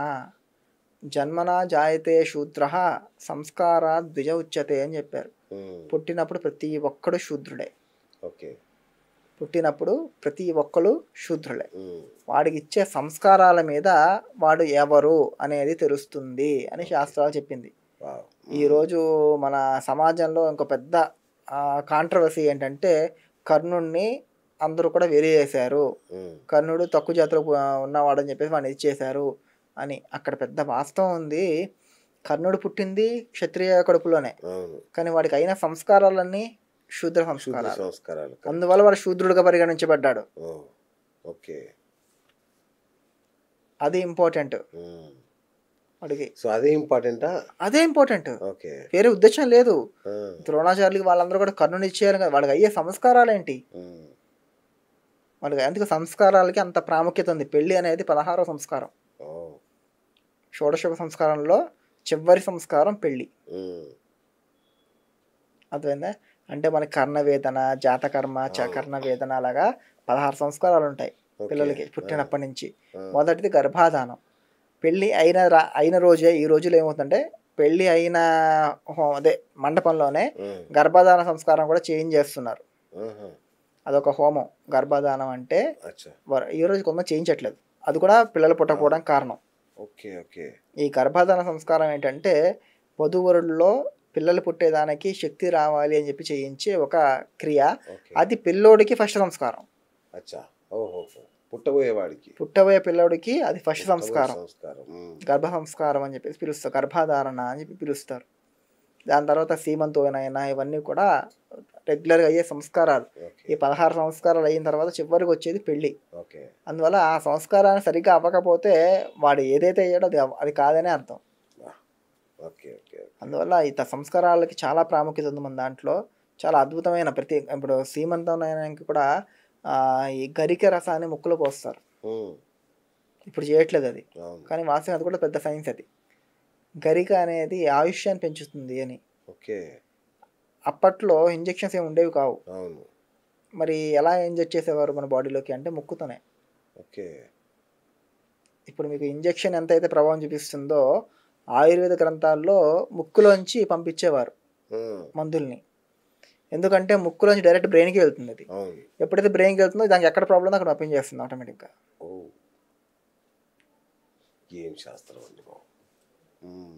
అది ఆయుర్వేద శాస్త్రంలో అంత ముక్కు అంత ఇవన్నీ కలిపి మన సంస్కారాలు చేశారు. ఒక ఆయుర్వేదం, ఒక జ్యోతిష్యం, ఇవి రెండు కలిసి మన సంస్కారాలు, మన లైఫ్ స్టైల్ని డిజైన్ చేయడం జరిగింది. అవి ప్రతి ఒక్క జీవితంలోనూ చాలా మంది అడిగే ప్రశ్న ఉంది, గ్రహణం టైంలో పెళ్ళిళ్ళు చేసుకోవచ్చా? కొంతమంది చాలా పంతంగా గ్రహణం రోజే ముహూర్తం పెట్టుకుని గ్రహణం రోజే పెళ్లి చేసుకోండి మాకేం కాలేదు అనేవాళ్ళు ఉన్నారు ఈ కాలంలో. దానికి వాళ్ళ ఒకే ప్రశ్న, ఇప్పుడు మీరున్నారు సార్, సిగరెట్ తాగితే పోతాం. ఈరోజు ఒక 40 సిగరెట్లు కూర్చొని కాల్చేయండి, మీకేమైనా అవ్వలేదు. సిగరెట్లు తాగితే ఆరోగ్యానికి హానికరం కాదు, ట్రీట్మెంట్ ఇస్తారా? ఎందుకు ఎవరు? అది ఎట్లా ఇట్ కిల్స్. అది ఇవాళ కాకపోయినా రేపో ఎల్లుండో ఎప్పుడో అప్పుడు అది చంపుతుంది. ఇది కూడా అంతే. గ్రహణ సమయంలో వాళ్ళు పెళ్లి చేసుకున్నారు, వాళ్ళు మాకేం కాలేదు అంటే వాళ్ళకి ఇవాళ ఏం కాకపోవచ్చు, తర్వాత ముందు ముసళ్ళ పండగ వాళ్ళ పిల్లలకి ఎఫెక్ట్ అవ్వడమో, అవిటి పిల్లలు పుట్టడమో, ఇవన్నీ కూడా ఉంటాయి. సో ఇట్లాంటి జాగ్రత్తలు తీసుకోవాలి పెళ్ళి. ఖచ్చితంగా. రైట్. థ్యాంక్ యూ గురుగారు. చాలా చాలా అద్భుతమైన విషయాలు. నిజంగా అంటే మేము ఎప్పుడు కని విని ఎరగని విషయాలు చెప్పారు మీరు. సో ఇట్లాంటి విషయాలు మళ్ళీ ఇంకా మళ్ళీ నెక్స్ట్ రత్నశాస్త్రం కావచ్చు, తర్వాత వివాహం తర్వాత జరిగే సమస్యలు, వాటికి పరిష్కారాలు మళ్ళొకసారి మనం తెలుసుకుందాం గురుగారు. థ్యాంక్ యూ అండి. Thank you for coming. So చూసారు కదా, ఇది ఇవాళ బిఎస్ టాక్ షో. నేను మీ బిఎస్ సైనింగ్ ఆఫ్.